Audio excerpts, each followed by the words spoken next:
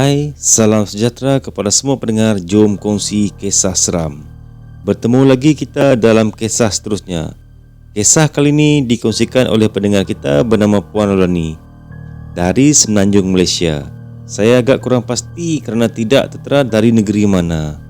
Tapi tak apa, itu semua tak penting.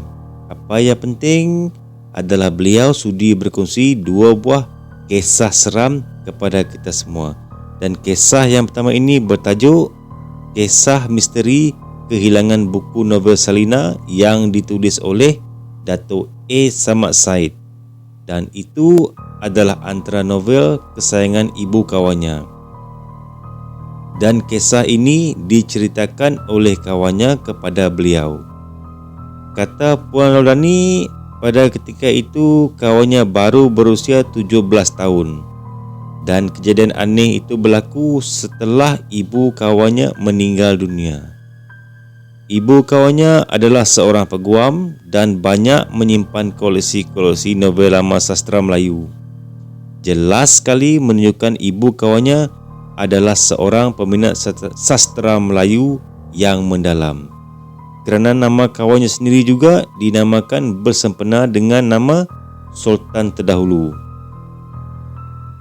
Kata Puan Rolani, ibu kawannya banyak menyimpan novel dari hasil karya Dato' A. Samad Said yang diterbitkan pada zaman 60-an. Kejadian anehnya berlaku di sini. Setelah lebih kurang seminggu ibu kawannya meninggal, rumah kawannya didatangi oleh seorang perempuan yang berusia lebih kurang 30-an, berkebaya dan memperkenalkan dirinya sebagai kawan arwah. Kawannya pada ketika itu ditemani oleh sepupu dan juga makciknya telah mempersilakan wanita tersebut masuk ke dalam rumah. Kata kawannya lagi, dia memang langsung tidak mengenali wanita misteri tersebut.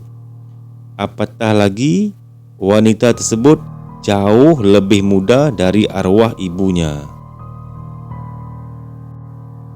Kata kawannya lagi, wanita tersebut dari awal lagi sudah menyebut nama penuh arwah ibunya dan jelas menunjukkan bahawa dia bukanlah kenalan rapat arwah ibunya. Dan yang anehnya, kehadiran wanita misteri itu hanyalah semata-mata ingin meminjam novel Salina. Terkesima juga kawannya tadi bersama sepupu-sepupunya kerana apa yang mereka tahu, novel itu adalah antara novel kesayangan arwah ibu kawan Puan Rolani. Dan novel itu disimpan di dalam almari kaca berkunci rapat serta tidak membenarkan sesiapapun menyentuh apakah lagi meminjam buku tersebut. Kata Puan Rolani, kawannya terpaksa menolak permintaan tersebut kerana itu adalah salah satu harta yang paling disayangi oleh arwah ibunya. Wanita misteri berbaju kebaya itu tidak berkata apa-apa dan bangun meminta izin untuk pergi.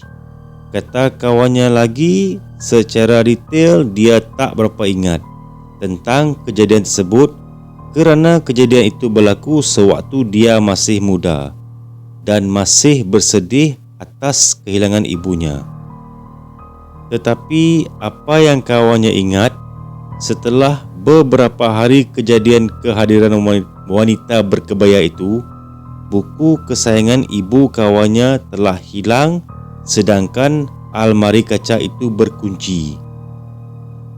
Sedangkan kawannya itu anak tunggal dan di dalam rumah itu hanya ada dia dan ayahnya sahaja yang tinggal. Siapakah wanita misteri itu?